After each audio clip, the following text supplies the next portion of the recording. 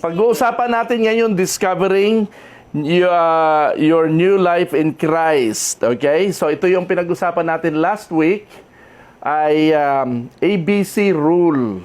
Alright? ABC rule tsaka Romans road. Natatandaan nyo yun? Yes. Sinong nakakaalala? Ayan, alam ko natatandaan nyo yun. So, sa mga wala dito last time, bigyan ko lang kayo ng konting background. So, tatanungin ko yung mga nandito last time. Alright? Ano yung una doon sa ABC rule? Accepting that Admit. Yun. Admit that you are a sinner. Aminin mo sa iyong sarili na isa kang makasalanan. No? Yan ang una doon sa ABC. Admit that you are a sinner. Ngayon ay magpiprint yan si Jupine ng nagawa niya yata ni RR. Bibigyan ko kayo ng kopya noon kasi gusto kong i-apply nyo yon. Paano gagawin yon? Madali lang naman yan eh. So una, admit that you're a sinner. Ano next? Believe. Yon. Believe in Jesus Christ. Maniwala ka kay Jesus. Kasi pag hindi ka naniwala kay Jesus, wala kang kaligtasan. So, pinag-uusapan natin dito ay yung salvation o kaligtasan. Okay? So, paano ang tao maligtas? Mahalaga ito kasi lahat ng tao ay makasalanan. At dahil makasalanan ng mga tao, may pagbabayaran ng tao. Lahat ba ng tao nagkasala? Amen. Lahat ng tao nagkasala. So, kung ang lahat ay nagkasala, meron tayong pananagutan. Amen. Hindi tayo kamukha ng hayop na kahit mangagat na mangagat yan, tulad ng mga leon, mga tigre, pumatay ng kanilang prey, wala silang pananagutan. Napansin niyo yung mga hayop, no? Sa wild, kainin nila ang mga kapwa hayop nila, kumain sila ng tao, wala silang sagutin sa Diyos. Pag namatay sila, diretso patay na sila, no? Pag ang aso nangagat ng bata, wala silang sagutin yung aso. Hindi kagaya natin, magmura ka lang. Murahin mo lang yung tao, yung kapwa mo. Naku, sabi sa Biblia, yung kapwa mo na minura mo ay nilikha yun, ginawa ng Diyos yun, at nilikha niya yun ayon sa larawan ng Diyos. Pag minura mo daw ang tao ay parang minumura mo ang Diyos. Kaya sabi ni Jesus Christ, sa araw ng paghuhukom, bawat salitang lumabas sa bibig ng tao na walang kabuluhan kasama ang pagmumura, ay pananagutan niya sa araw ng paghuhukom. Naku po, sino sa atin ang hindi nakapagmura? Ever, mula nung pagkabata. Lahat ba tayo? Sure? Grabe, ano? Ang akala ng iba kasi, gumawa ka ng masama, pwede kang mapunta sa impyerno. Gumawa ka ng krimen, gumawa ka ng Hindi. Sinabi ni Jesus Christ, bawat salitang lumabas sa bibig ng tao na walang kabuluhan. Ano ba yung walang kabuluhan? Paano ba masabing walang kabuluhan? Maliwanag na yung pagmumura, walang kabuluhan yon. Ano pa? Mga joke na walang kwenta na nakakapanira ng kapwa. No? Mga hindi nakatutulong na mga salita. No? Pananagutan daw yan natin sa araw ng paghuhukom. So, ang tao pala, pag namatay, hindi diretso patay. Kaya nga, dinadasalan eh. No? Hindi ka mukha nakita na ba kayo ng hayop na pag namatay, dinasalan? Blines. Hayop, winisikan ng holy water. Nakita na ba kayo? Wala eh, no? Dinasalan, sumalangit na ang aso, ang kaluluwa ng aso. May ganon? Wala. Kasi, ang hayop ay walang espiritu. O walang kaluluwa pala. Ang tao ay may kaluluwa at ang kaluluwa ng tao ay nilikha sa larawan ng Diyos. Kaya sinira natin ito dahil sa kasalanan, naging madungis ang nilikha ng Diyos, sasagutin natin ito. Dahil pag sinabing nilikha tayo sa larawan ng Diyos, tanungin muna natin, ano ba ang Diyos? Bukod sa banal. Ang Diyos ay walang hanggan. Tama? Marcy, walang hanggan. Ang Diyos ay hindi namamatay. Ang Diyos ay mananatili kailanman. Yung kaluluwa natin, nilikha yun sa larawan ng Diyos na hindi mamamatay at mananatili yun magpakailanman. Kaya ang kaluluwa natin, pag umalis na tayo sa katawang, itong katawang ito, alabok lang to eh. Lupang katawan lang to. Pag nilisan ito, sabi natin nung nakaraan, ang ibig sabihin ng death, yung umalis, yung kaluluwa, humiwalay sa katawan. Yun yung death. Yung lupang katawan natin, iwan natin dito sa lupa, pero yung ating kaluluwa, mananatili yun magpakailanman. Saan siya tutungo? Doon siya mananagot ngayon sa Diyos. Yun. Alright? So, kailangan mong i-admit, tanggapin mo na, Lord, makasalanan talaga ako, wala akong magagawa eh, sinner ako. Huwag tayong magmalaki sa Panginoon. Pangalawa, anong solusyon? Ang solusyon, you believe in Jesus Christ. Kasi si Jesus Christ dumating dito sa earth para tubusin tayo sa kabayaran ng kasalanan. Ano daw yung kabayaran ng kasalanan? Kamatayan. Kamatayan patungo sa hell. Pero bumaba si Jesus para tubusin tayo doon. Para hindi na tayo mapunta sa hell kasi si Jesus Christ na ang nagbayad sa ating dapat pagbayadan. Naintindihan natin? Ngayon, kung hindi ka maniniwala kay Jesus Christ, ano pang pag-asa mo? Nasusundan natin? Wala na. So, sabi natin, paano naman kung mabait ako? Paano naman kung hindi naman ako kasamaan? Mabuting tao naman ako. Sabi sa Isaiah 64:6, ano yung pinag-aralan natin last week? Ang mabubuting gawa natin ay katulad lang ng maruming basahan sa harapan ng Diyos. Kita mo, mabubuting gawa na yon ha? Maruming basahan. Ibig sabihin, hindi tayo pwedeng tubusin o iligtas ng ating kabaitan at kabutihan o mabubuting gawa. Kaya, anong solusyon natin? Hanap tayo ng tutubos o magliligtas sa atin. Nasusundan natin? Pag ikaw ay nalulunod, sinong hindi marunong lumangoy dito? Taas ang kamay. Hindi marunong lumangoy. Nanay, hindi marunong lumangoy. Hindi marunong lumangoy. Mercy, marunong ka lumangoy? Hindi. Bibian, hindi marunong lumangoy. Lahat ba kayo marunong lumangoy? Medyo. Hindi garantiya yun kasi mga professional swimmer nalulunod pa rin. Okay. Pag ikaw ay nalulunod, gagawin mo lahat para iligtas ang sarili mo. Tama? Huwag ka lang malunod at mamatay. Pero pag hindi mo na kayang iligtas ang sarili mo, ano ang gagawin mo? Tatawag ka ng saklolo ng re-rescue sa'yo. Ganun yun. Ang kalagayan natin sa sitwasyon natin sa kasalanan, para tayong nalulunod sa kasalanan at kabayaran ng kasalanan na hindi na natin kayang iligtas ang ating sarili kasi maski daw yung mabubuting magagawa natin para tubusin natin ang ating sarili ay hindi pa rin sapat para iligtas tayo ng Panginoon. So kung gano'n ang sitwasyon, anong pag-asa ng tao? Wala na. Lunod ka na. So ngayon, ang gagawin mo, tatawag ka ng rescue. Tulong! Tulong! Nalulunod ako. No? Tatawag ka kay Jesus Christ. Sabi ng Bible, whoever calls on the name of the Lord will be saved. So ano yung pangalawa? Believe in Jesus. Bago tayo pumunta sa pangatlo, let us pray muna. Lord, maraming salamat dahil sa araw na to, kasama ka namin na nagpapaliwanag sa amin sa iyong salita. Wala kaming tinatanging relihiyon dito, Panginoon, alam mo yan, at ang amin pong dinadala dito ay ikaw. At ikaw lang, Panginoong Diyos, ang siya naming gustong makilala ng mga tao, kung kaya't nagdaraos kami dito, Panginoon, ng simpleng ganitong pag-aaral ng iyong salita. Purihin ka, dakilang Diyos, purihin ka, Panginoong Jesus, mangusap ka po sa bawat isa sa pangalan ng iyong bugtong na anak na si Jesus, naming Panginoon. Amen. Amen. Amen. Ano yung pangatlo? Call. Nalulunod ka na, wala ka na magagawa, anong gagawin mo? Tatawag ka. Pag ang bahay mo nasusunog at ikaw ay natrap sa loob ng nasusunog na bahay, anong gagawin mo? Hindi ka muna hingin ng saklolo. Sisigaw ka muna.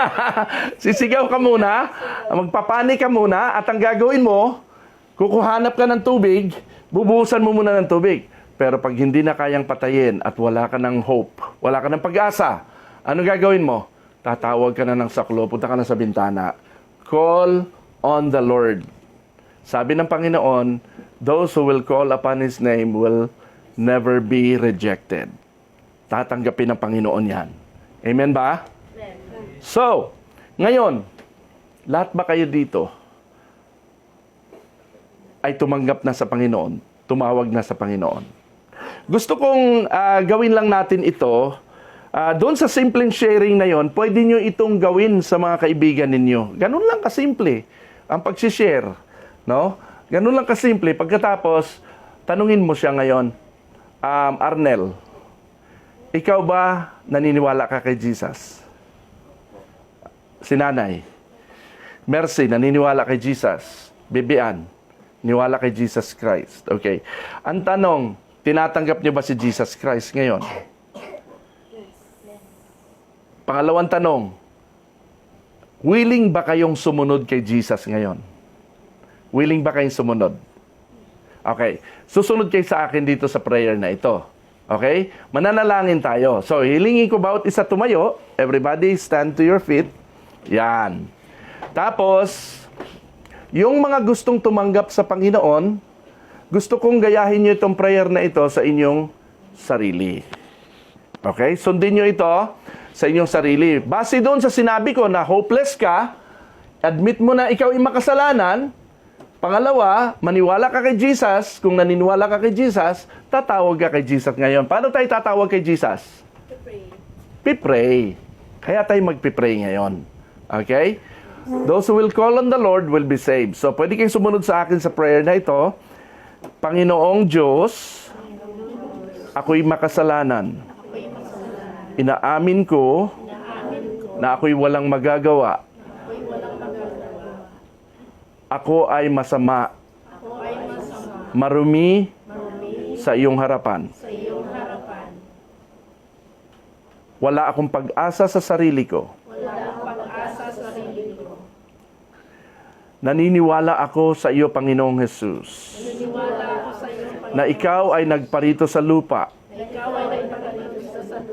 Inalay mo ang iyong buhay para sa akin upang iligtas ako. Naniniwala ako sa iyo na ikaw ang anak ng Diyos, ang sugo upang mabayubay sa krus para sa aking mga kasalanan. Tumatawag ako sa iyo ngayon, Panginoon. Mahabag ka sa akin. Patawarin mo ako sa aking mga kasalanan. Tinatalikuran ko po ang aking mga masasamang gawi. Humaharap ako sa iyo ngayon upang sumunod sa iyo. Linisin mo po ako sa lahat ng aking mga pagkukulang. Gawin mo akong karapat-dapat sa iyong kaharian. Tinatanggap kita sa aking puso bilang Panginoon at aking tagapagligtas. Mananalig ako na mula sa araw na ito, ako'y iyong nilinis, pinatawad, at binago. Tulungan mo ako, Panginoon, na makilala pa kita ng higit. Ito po, Ama, ang aking panalangin. Sa pangalan ni Jesus. Amen. Amen. Please be seated. Thank you po. Pwede na po kayo umupo. Now, yun ay prayer na galing sa akin. Yung prayer na yan, prinay ko yan. Hindi ko na matandaan. Ano? Prinay ko yan. Ako ay grade 4. 1970s pa. Ganun na katagal. Yun ang tinatawag na sinner's prayer. Pag pinipray mo yan at sumusunod ka sa naglilid sa'yo, leader lang ako. Kung ginawa mo yung prayer na yun ng taos sa dibdib mo, sa puso mo, no?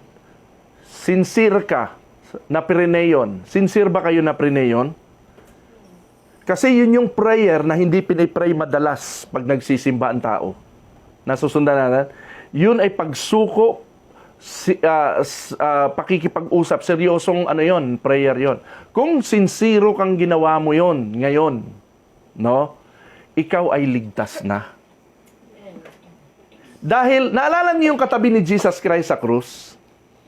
Ano bang pangalan nun? Dimas ba yun? Kung sino bang pangalan according to tradition, si Demas ba yun o si Hestas? Dalawa yun eh. Pareho silang kriminal. Dito si Jesus, isa sa kaliwa, isa sa kanan. Kung saan mang pareho silang kriminal. Sabi nung isang makasalanan na nakapako sa krus, sabi niya, kung totoo ka talagang Kristo, di bumaba ka dyan. Iligtas mo ang sarili mo at iligtas mo din kami. No? Ano pa siya? Very rude. Sinaway siya nung kabila. Sabi nung isang makasalanan, sabi niya, huy, mahiya ka sa sarili, matakot ka. No? Tayo, dapat lang tayo dito kasi makasalanan tayo. Baik namin niya makasalanan siya. No? Kriminal tayo eh. Pero ang taong ito, ay wala itong kasalanan. O, naniwala siya kay Jesus. Di ba? Believe. Inadmit niya una na siya ay sinner. Tayo makasalanan. Pero ang taong ito, walang kasalanan. At ang matindi doon sa pagkakasabing yon, hindi madaling sabihin yon at that very instance. Alam niyo kung bakit? Lahat ng taong nanonood sa kanilang tatlo na nakapako, nakabayubay silang tatlo lahat ng nanonood doon, no, halos lahat, no, maliban kay Maria, yung tatlong Maria na nandoon, no, at kay Juan na nandoon, lahat ng mga tao ng mga Romano na nandoon at mga Hudyo, hindi naniniwala kay Jesus. Pero itong kriminal na ito na nakapako sa krus, naniwala kay Jesus na wala siyang kasalanan. Nasusundan natin, lahat ng tao, ang paniwala nila, makasalanan yan, ipako yan sa krus, ipako sa krus. No? Pero itong taong itong makasalanan, siya mismo ang naniwala na hindi makasalanan ang taong ito. Believe, in Jesus Christ. Ano yung pangatlo? Call on the Lord. Tanggalin natin muna yung pangapat. Call on the Lord. Anong sinabi nung taong yon? Sabi niya, tumawag siya kay Jesus. Panginoon, remember me when you come into your kingdom. Alalahanin mo ako kapag ikaw'y pumaroon na sa iyong kaharian. Yung tatlong ABC, ginawa ng taong yon. Nasusundan nyo? Ngayon, anong ginawa ni Jesus? Nagdalawang isip ba siya? Nag-isip ba si Jesus? Kaya pag-iisipan ko, nagganon ba si Jesus? Ha? Nagganon ba siya? Hindi. Agad-agad, pagkatapos niyang sabihin niyo na alalahanin mo ako pag ikay napunta na sa paraiso, no? Pagkasabi niya, anong sinabi ni Jesus? Ngayon din, isasama kita sa paraiso. Grabe. Instant yun. Siya ang kauna-unahang nakaranas ng ganon. Siya pa yung makasal. Ngayon, hinabi ba ni Jesus, teka muna, kinakailangan patunayan mo munang nagbago ka na. May sinabi bang ganon? Magdasal ka muna. May sinabi bang ganon? Walang sinabi. Agad-agad, ang tugon sa kanya, ngayon din, isasama kita sa paraiso. Grabe. So, anong ibig sabihin nun? The moment na sinunod mo yung ABC rule, yung tatlong yon sa prayer na yon, kung ikaw isinsirong ginawa mo yon, ngayon, ora mismo, kapag nalagutan ka ng hininga, pag namatay ka, diretso ka na sa langit. Wala nang maraming kung ano-ano. Hindi mo na kinakailangang magpenitensya, hindi mo na kinakailangang marami pang cheche bureche. Hindi. Diretso ka na sa langit. Kasi instant ang salvation. Bakit instant? Sinong makakasagot? Bakit instant ang salvation? Ibig sabihin, agad-agad. Free gift kasi siya. Hindi kasi ikaw ang magliligtas sa sarili mo. Ang Diyos ang magliligtas sa iyo. Pag ang Diyos ang gumawa, instant yun. Nasusundan natin? Kaya, instant ligtas ka na kagad. Kaya yung mga taong naghihingalo, mamamatay na o mga comatose na, hindi gumagalaw, pero buhay pa.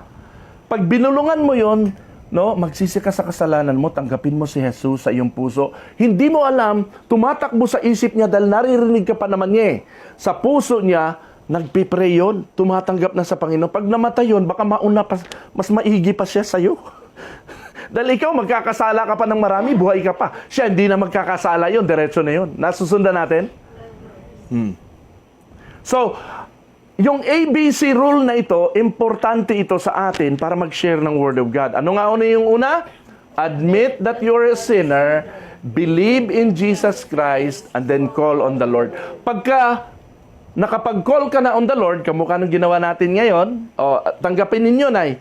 Ngayong araw na to, Arnel, Mercy, Bibian, naku, ilang taong ka, Bibian? 9? Anong grade mo? 2. Grade 2 ka? Yan yung grade na tinanggap ko si Jesus. Ganon ako kabata. Grade 2 ako. Noon yun yung edad na yon, nasabi ng teacher ko sa Sunday School, lahat ng gustong tumanggap kay Jesus, follow me in this prayer. Mula noon, unti-unti na nagbago ang buhay ko. Kasi binabago ako ng Lord araw-araw. No? Gusto ko yung kantang yun. Binabago ako ng Diyos araw-araw. Okay, anyway, so ito yon. Nako, si Bibian, mahaba ang itatakbo nito. No? Tatagal ito, magmamature ito sa Panginoon. Okay, call on the Lord. Tandaan natin itong tatlo, ha? Pagkatapos, ano yung pangapat? Discover your new life in Christ. Ngayon kayo ay tumanggap na kay Jesus, alamin nyo ngayon, bagong tao na ako, bagong nilalang na ako, diskubrihin mo ano bang bago sa'yo. Anong nangyari, anong bago. Kaya ngayon, ini-encourage namin kayo na umattend kayo sa Bible study. Kaya nagba-Bible study yung mga nagbi-believe kay Jesus Christ. If you believe in Jesus Christ, you attend Bible study because through the Bible study and fellowship like this, doon yun nakikilala lalo si Jesus Christ. Bigyan ko kayo ng sample, ha? Bakit si Jesus, sinabi niya kay Pedro, kay Juan, kay Andrew, sa magkapatid, sinabi niya sa 12, sabi niya, come and follow me. Bakit niya sinabing, come and follow me, sumunod kayo sa akin? Halika kayo. Ba't niya inimbitahan? Kaya yung pag-i-invite, si Nanay na-imbitahan dito, si Mercy na-imbitahan dito, si Arnel na-imbitahan kayo. May mga ilan pa kami mga inimbitahan, hindi lang nakadating. Bakit nag-i-invite si Jesus? Para maturuan sila ng aral ni Jesus. Ito ang ginagawa natin, kaya tayo nag-i-invite at nagba-Bible study para maturuan. Sapagkat para makilala mo si Jesus. Doon nila nakilala ng gusto si Jesus. Mangingisda lang naman si Pedro si Andrew, si Santiago. Mga simpleng tao lang to.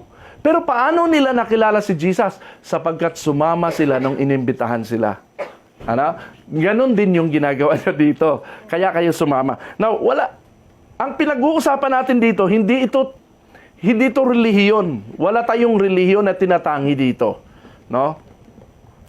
In the first place, nung si Jesus Christ pumunta dito sa lupa, wala siyang binitbit na relihiyon. Wala naman siyang tinurong relihiyon Tama ba? Ang tinuturo niya, tanggapin at kilalanin niyo ako. Yun. Magsisi kayo sa inyong kasalanan. Walang Baptist noon. Walang Katoliko noon. Walang Protestante noon. Walang Iglesia ni Cristo noon, walang Sabadista noon, walang Mormons noon, walang ano pa ba? Jehovah's Witness. Wala lahat ng ito. Kailan lang ba ito nagkameron? Bago lang ito. Itong mga 16th, 17th, 18th, 19th century lang ito sila nagsidatingan. 1,000 years, 2,000 years ago, wala ito. Si Jesus Christ pumarito sa lupa, hindi nagdala ng relihiyon, siya ay nagpangaral sa mga tao kung papaano sila magkakaroon ng kaligtasan at hindi sila mapupunta sa impyerno. Ang mga tao, ginawa itong relihiyon. Hindi naman to relihiyon Ito ay buhay. Kinakailangan, pag tinanggap mo si Jesus Christ, tatalikod ka sa masasamang pamumuhay. Hindi relihiyon yun. Tatalikuran mo ang mundo ng kasamaan. Yan yon. So, i-discover mo ang bagong buhay mo kay Kristo. Bago na buhay mo. Ha? Bakit bago na ang buhay mo? Alam niyo bang bago na ang buhay niyo, kayo na tumanggap kay Lord? Si Lloyd ba, tumanggap ka na kay Lord? Yan. Bago na ang buhay mo. Nice one, Lord. Yan. Yes. Mga binago na kayo. Alright? Now, last week, pinag-usapan natin yung Romans Road. Alam niyo yung Romans Road? Yes. Okay? 6 na verses lang yung Romans Road. Parehas lang yan doon sa ABC. Kaya lang lahat nasa Book of Romans. No, mga maikling verses lang yan eh. Pag nakabisado niyo yan, pwede kayo mag-share ng salvation na hindi kayo lumalayo sa Book of Romans. Ano yung panghuli dyan? Yung Romans chapter 12 verse 1 and 2. Kamukha ito noong discover your new life in Christ. Okay. Bakit new life? Ha? Pakibasa sabay-sabay. 2 Corinthians chapter 5 verse 17. Ready, begin. Therefore, if anyone is in Christ, he is a new creation.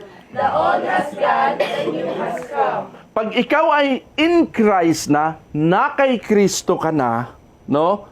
Ikaw ay isa ng bagong nilalang, new creation. Hindi na ikaw ang dating Mercy. Hindi na ikaw ang dating Lloyd. Hindi na ikaw ang dating Arnel.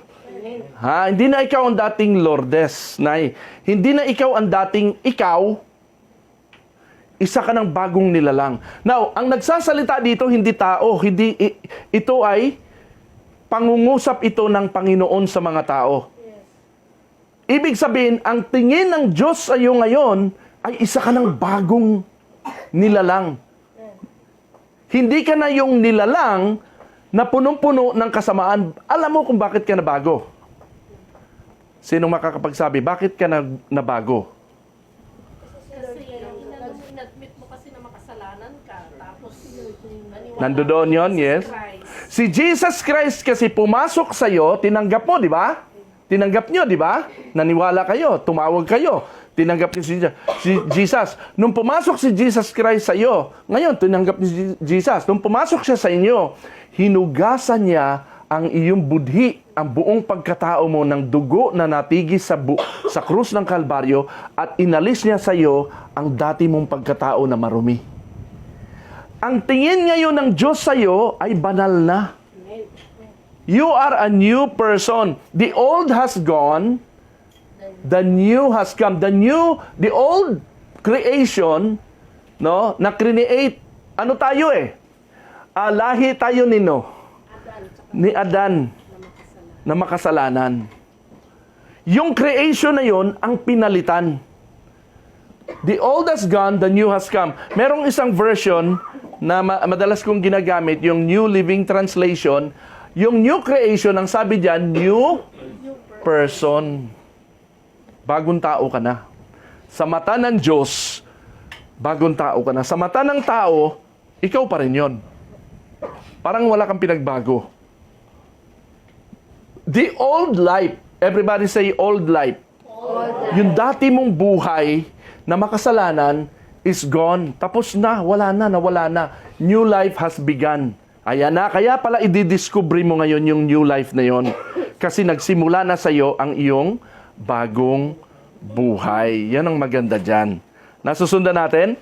Ngayon, so ito yung mga ilang verses ng discovering your new life in Christ. Sa John 3:3, unahin natin ha. Sabi sa John 3:3, you must be born again. Sabi din, okay. Ang sabi dyan ni Jesus, pakibasa. Okay, sabay-sabay. Ready, begin, go. Jesus replied, I tell you the truth, unless you are born again, you cannot see the kingdom of God. Jesus replied. Anong ibig sabihin? May kausap siya. Sino nga yung kausap niya dito? Si Nicodemos. Nicodemo. Si Nicodemo ay pari. Isang taong banal sa kanilang panahon. Matinong tao.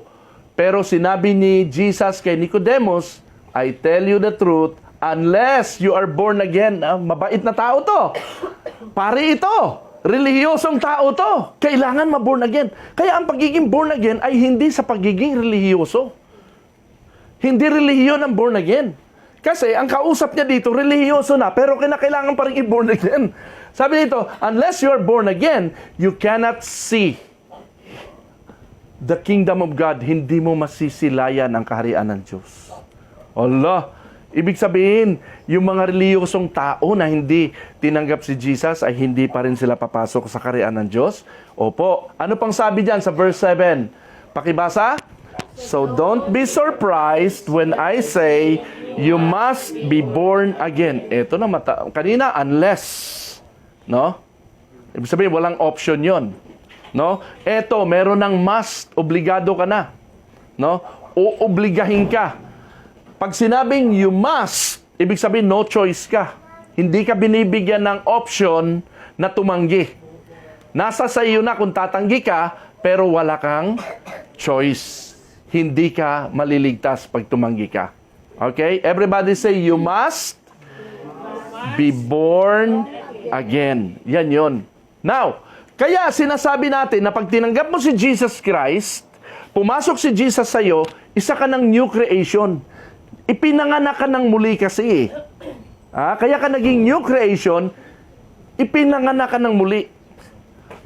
Ngayon, nagtanong dito si Nicodemus. Sabi ni Nicodemo, paano ako ipapanganak na muli kung matanda na ako? Papasok pa ba ako sa tiyan ng aking nanay? Sabi ni Nicodemus, para ipanganak na muli. Sabi ni Jesus Christ, hindi ganon. No? Iba ang kapanganakang spiritual sa kapanganakang physical. Alright. So, spiritual birth pala ang pagiging born again. Nasusundan natin? Alright. So, punta tayo sa pangalawa. Mabilis lang naman to eh. Pangalawa, na gusto ko tong ikabisaduhin nyo. O hanggat maaari, meron akong ginawa, nag-preprint yata si Jupine. Nag-print ka ba nito, Jupine? Ginawa ni Arar. Bibigyan ko kayo ng kopya nito, ha? Para gamitin nyo ito, mag-share kayo ng gospel sa mga tao. Okay, pangalawa.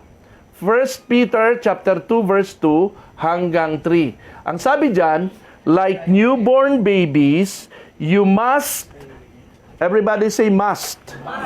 You must crave pure spiritual milk so that you will grow into a full experience of salvation.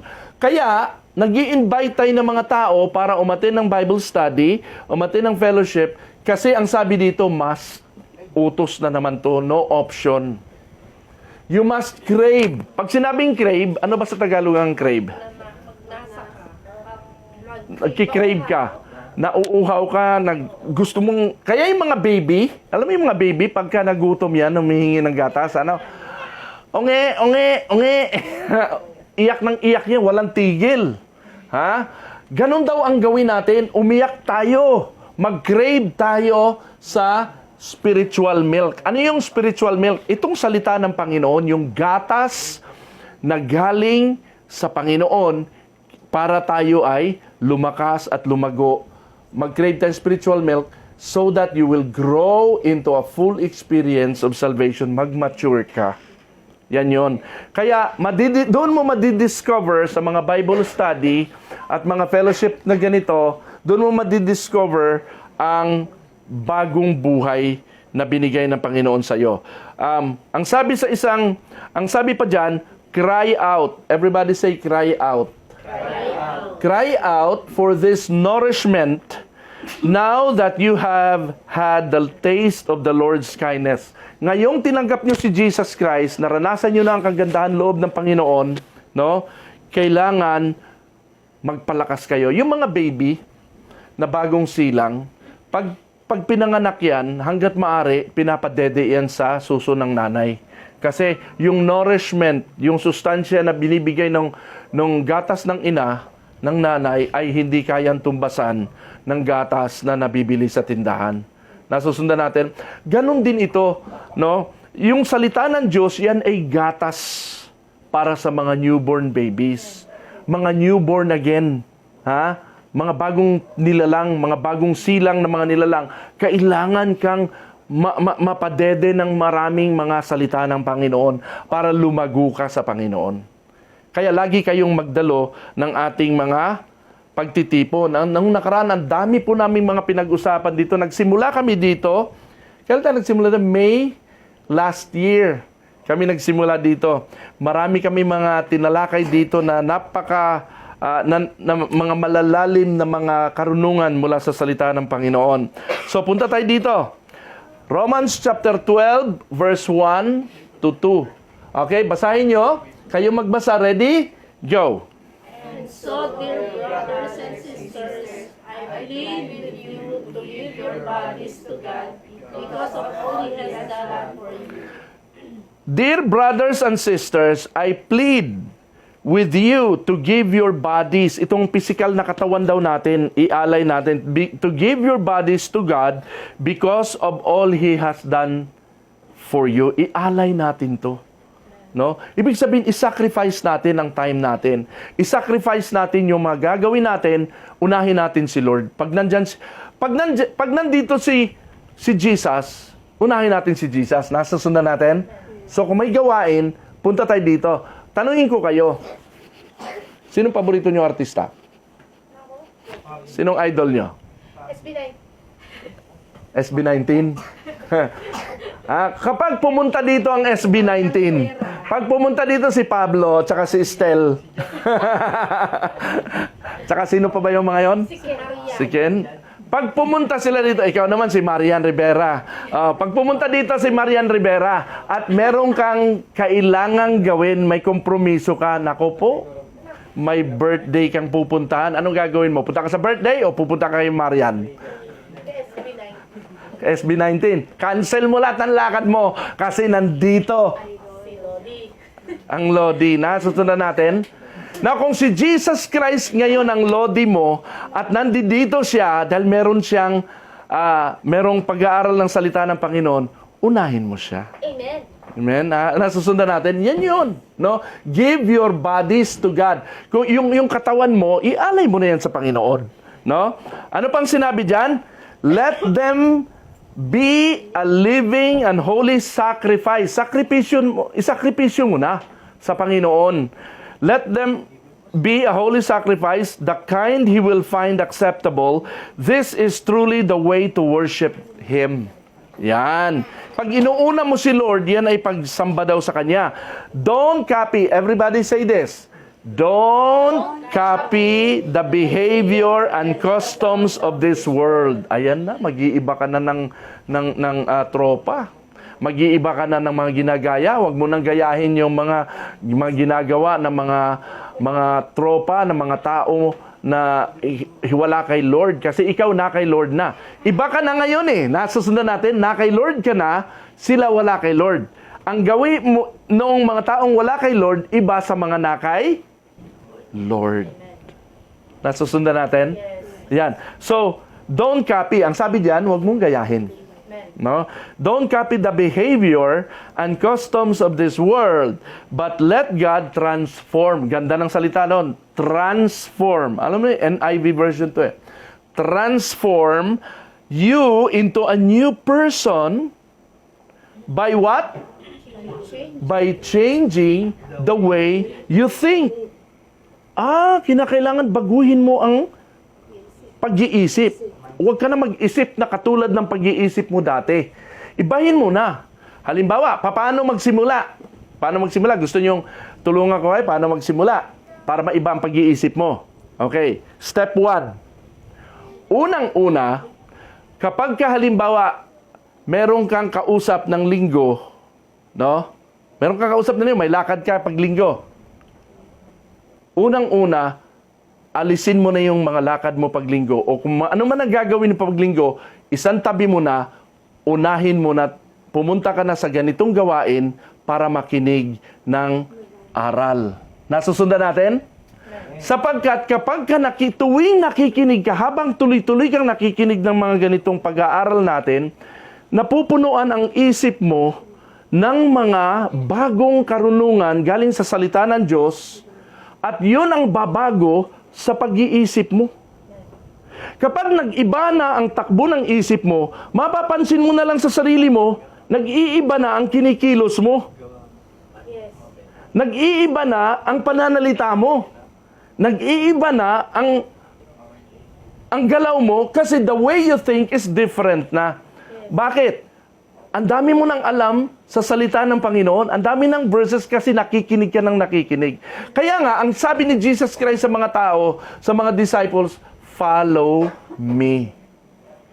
Kasi, pag sumusunod sila kay Jesus, si Jesus lagi may kinukwento sa kanila at sinasabi sa kanila na bago para sa kanila. Kay Nanay Lourdes, Arnel, Mercy, tuloy-tuloy nyo lang, encourage ko kayong tuloy-tuloy kayong makinig lang. No? Pumunta lang kayo para makinig. Amen? Ganun lang. Wala tayong ibang hihilingin sa inyo kundi makinig lang ng salita ng Panginoon. Lastly, meron pa pala. Pakibasa, ready? Everybody, go. Then you will learn to know God's will for you, which is good and pleasing and perfect. Doon mo lang malalaman pala ang will ng Lord sa iyo. Kapag ka ang mind mo punong-puno na ng Word of God. Kasi God's will kasi ay galing din sa kanyang Word of God. So, kung wala kayong Bible, ito yung mga Bible eh. Gusto niyo ng Tagalog? Ito, mga Tagalog na Bible. Magsabi lang kayo, titingnan natin paano kayo magkaroon ng Tagalog na Bible, kung gusto niyo ng English, pwede tayong magkaroon ng English. Pwede ko kayong bigyan ng mga ganitong mga Biblia. Okay? So, lagyan niyo ang utak niyo ng salita ng Panginoon. Kasi mula ng pagkabata natin, ang puro na karga sa utak natin ay mga salita ng dyablo. At salita ng mundo. Salita ng tao. Ngayon, lagyan mo naman ngayon ng salita ng Diyos ang utak mo. Sapagkat pag ang utak mo ay puro na salita ng Panginoon, magugulat ka na lang, nag-iiba na ang pananaw mo, nag-iiba na ang mga pangangatwiran mo, nag-iiba na ang galaw mo at kilos mo at ang mga likes and dislikes mo. Nasusundan natin, mapapansin ng iba ka na, nagbago ka na. Siyempre, I'm a new creation. Di ba? Yun ang ibig sabihin noon. Alright? Punta tayo dito sa susunod, Hebrews chapter 10, verse 25. Ito yung sinasabi ko. Ready? Everybody read? Ready, go. And let us not neglect our meeting together, as some people do, but encourage one another, especially now that the day of His return is drawing near. Malapit na dumating si Jesus. The day of His return is fast approaching, drawing near. No? So, ang sabi diyan, let us not neglect our meeting together. Yung mga fellowship na ganito, no? Katulad daw ng ginagawa ng other people, no? But encourage one another. Ang purpose natin ay i-encourage kayo. I-encourage natin ang bawat isa. Okay? Especially now na malapit nang dumating si Lord. Alam nyo, wala kayong idea kung ano ang ibig sabihin ng salitang yan, that the day of His return is drawing near. Pinag-aralan namin ito nung nakaraan ng mga exciting at mga kahindik-hindik na mga posibleng mangyari sa earth, sa buong mundo, sa sangkatauhan. Gusto ko sanang marinig nyo ito. Sana maituro ko ito later sa mga bago. Pero gusto ko lang ihanda nyo ang inyong sarili sa pagbabalik ng Panginoon. Pwedeng mauna ka bago bumalik si Jesus, namatay ka na muna. Pero it doesn't matter kasi whether dead or alive, lahat tayo haharap sa Panginoon one day. At pananagutan natin ang lahat ng ating mga hindi ginawa at mga hindi kaaya-aya sa Panginoon. May cutter ka, i-cut out mo ng pagganon. Mayroon akong ruler doon na metal para ma-distribute natin. Ay, gugupitin mo na lang ba? Alright. So, I guess hanggang dyan lang tayo. Tapos na tayo. So, ulitin lang natin So, dalawa ito. Ito ang mga verses sa Bible kung paano mag-share ng Word of God. No? Sundan nyo lang ang ABC rule, admit that you're a sinner, believe in Jesus Christ, call on the Lord. Okay? Tapos yung Romans Road, ito na yung 6 na nasa taas. Yung panghuli, Romans chapter 12, ito ay sa mga newborn Christians na. Okay? So, sundan nyo ito. At sa mga may internet ba kay Mercy sa bahay? Wala. So, sa mga gustong meron kasi ako, naka-upload ito linggo-linggo, Facebook Live tayo, kaya naka-video tayong ganon. Ina-upload natin ito sa Facebook. Meron din ako sa YouTube, no? Na-upload ko rin to sa YouTube. So, para mapanood niyo yung mga teachings natin. Okay, so meron akong binibigay na mga handouts dito, ginugupit pa lang nila. Ito yung ABC rule at saka Romans Road.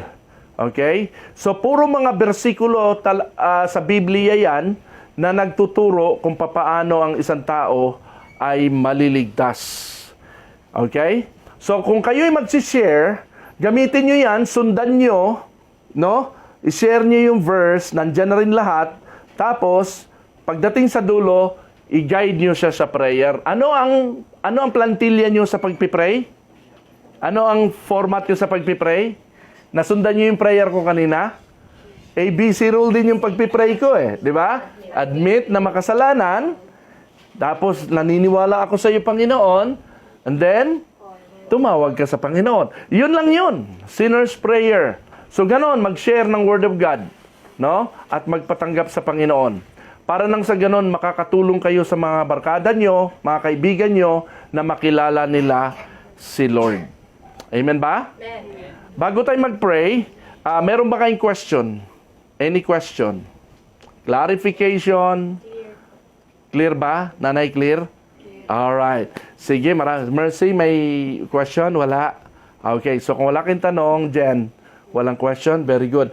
So, maraming salamat sa inyong pakikiisa sa atin, sa ating gawain dito. Thanks for... Ang pangalan ng church natin ay CGCF, Christ Great Commission Fellowship. Okay? See you again next Sunday. Mag-invite kayo. Please invite people. At meron akong flyer dyan for invitation. Gusto ko nga sana pag Sabado, lalabas tayo, mag-i-invite tayo, magdadala tayo ng flyer na ganyan, tapos mag-share tayo sa mga tao. Kung sinong tatanggap, hindi lahat tatanggap, lahat ng tatanggap ay sasama dito sa atin. Alright?